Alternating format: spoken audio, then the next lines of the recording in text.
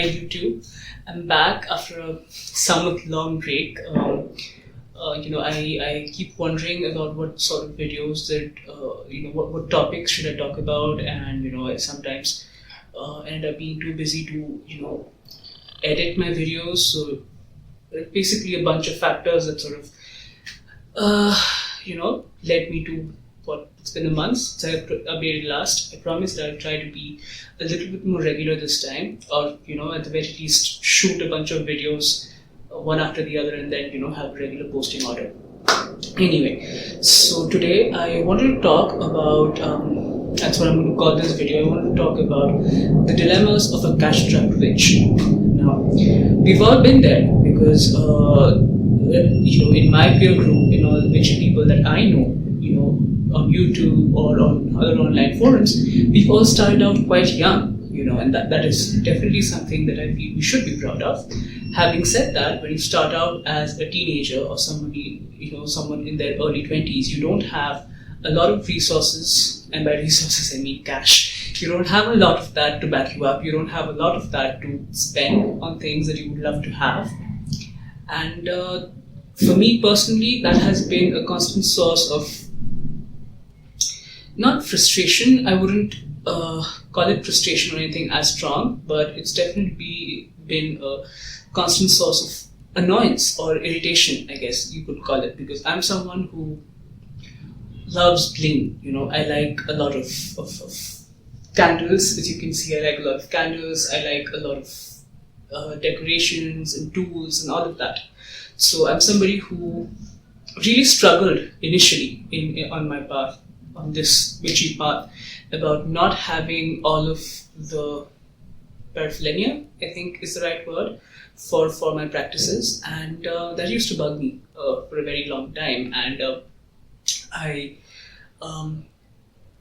I used to not be able to afford anything because I was a student. I started on this path when I was still in school, so I had pocket money. I had my monthly allowance that my folks gave me, but obviously that's not really enough that you can spend to buy a lot of things, especially in a country like India where you don't have a lot of occult or mystic things easily available. They are there, they are easily available. It's just that you have to know where to look, you have to know what to ask for, which was not something that I was very good at initially. So I didn't really have much in the way of tools, and it's only recently, since I started working a couple of years back, that I've had a little bit of disposable income that I can spend on buying tools and crystals and all of the other things that witches tend to gather in their homes over time. So what do you do when you don't have a lot of money, or you have no money at all, but at the same time you do want to practice?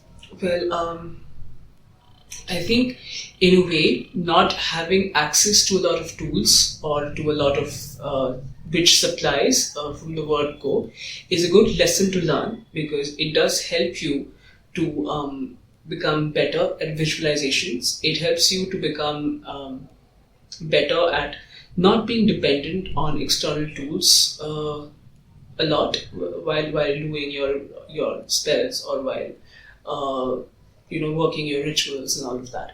And that's an important lesson to learn, I feel, because at the end of the day, we use the spells. If you're using a mirror spell, the physical mirror doesn't really have any power in and of itself. When you're doing a cord cutting spell, which is when you sort of cut any energetic ties that you have someone else for various reasons. So you use puppets, and you use a cord to sort of tie them together, and then you symbolically either cut it or you burn through it with your spell candle flame. All of those things, all of those are nothing but extended metaphors that we use to sort of get our brain, get our minds in that right space. The candle or the cord or the puppet does not really have inherent power in and of itself.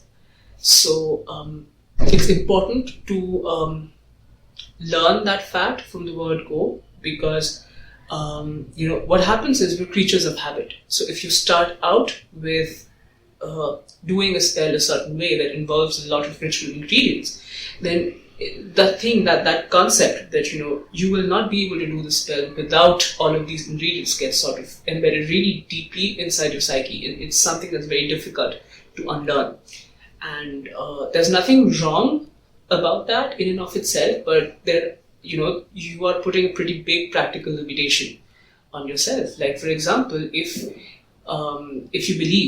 you truly believe that you cannot cast a shield, a personal shield spell, or a personal shield without the aid of candles or mirrors, then what do you do when you need to erect a shield when you're, I don't know, on your work commute? You can't very well light a circle of candles on the train or the bus, can you? So, it is important to hone those skills. It is important to not be dependent on external tools while casting your magic, and there is absolutely no better way to teach yourself that than to not have the luxury of tools at all. So that has always been my case, because at best I only had access to candles and paper and ink and all of that. So a lot of my spells tend to take that form, where I won't really use more than a couple of candles. I won't use maybe I'll write my spell out, or I'll write my sigil out on a piece of paper and then I'll burn it, and that will be all. That will pretty much be everything that I need to cast the spell. Sometimes I will just sit quietly in a circle and sort of erect whatever's working, erect whatever shield I want to, purely with visualization. Those are things that I had to learn because I did not have tools around me to aid me, and in a way I'm grateful for that. I'm grateful because it's helped me to become more practical, where I'm not saying that I'm a whiz at creating spells on the go, but definitely it's helped me to not freak out every time I want to cast a spell and not have any ingredients at hand. Oh dear, I completely forgot what I was going to say next. Let's see. So, so I don't really remember what I had to say next, but I'm going to wrap this up quickly because I don't really want to waste everyone's time. So, my final word of advice on this topic would be that if you do have money to spend but not a lot, I would strongly recommend that you save up whatever money that you can and use them for getting books. I'm not saying buy every single title that you can on a particular topic. Do your research, look at reviews, read excerpts from those books, look at what other people are saying, weigh them, and decide on what books you want to get. But as it stands, I would feel that your money is better directed towards buying books to extend your own knowledge, to expand your own knowledge, than it is towards tools, which are nice to have and definitely they help to aid in your workings, but are not necessarily something that you need to get a spell off the ground, to get a ritual off the ground. So, if you are cash strapped, if you don't have money to buy every single thing that you need for a spell, I would say chuck it. Use that money to buy books. Use that money to buy things like, I'm just going to go off camera for a bit because I want to show you that I really need, that I keep using a lot. Just a second. I'm going to potter around a little.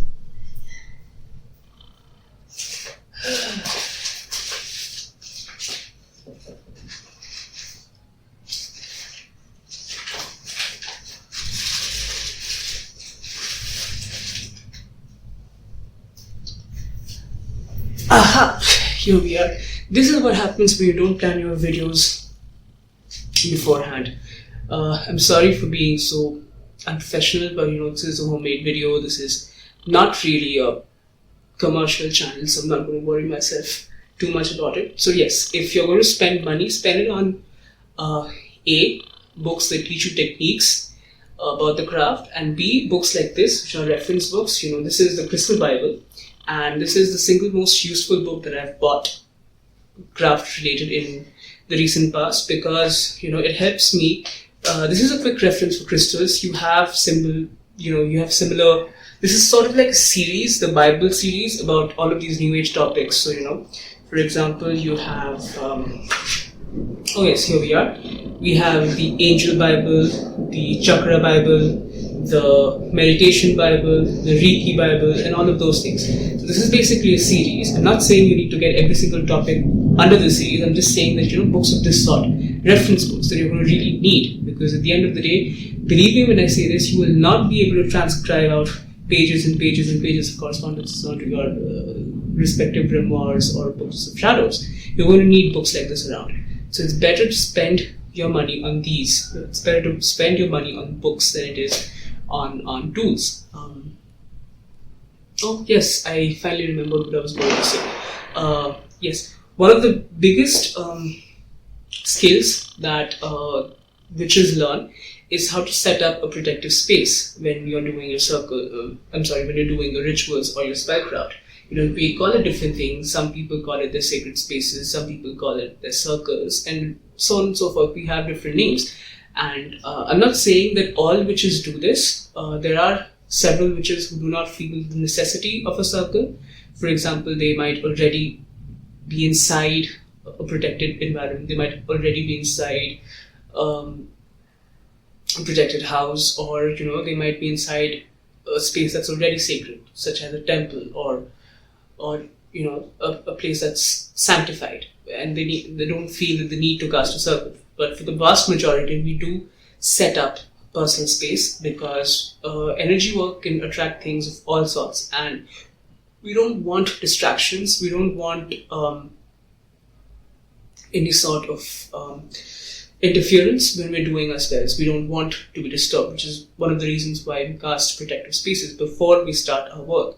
Now, it is an important skill to learn, and I would definitely say that it's better that you learn it through simple visualization than through setting up specific quarter candles and then taking your athame and walking around it thrice and all of that. Instead of, all of them are nice things to do. If you have the space and if you have the tools to do it, go for it.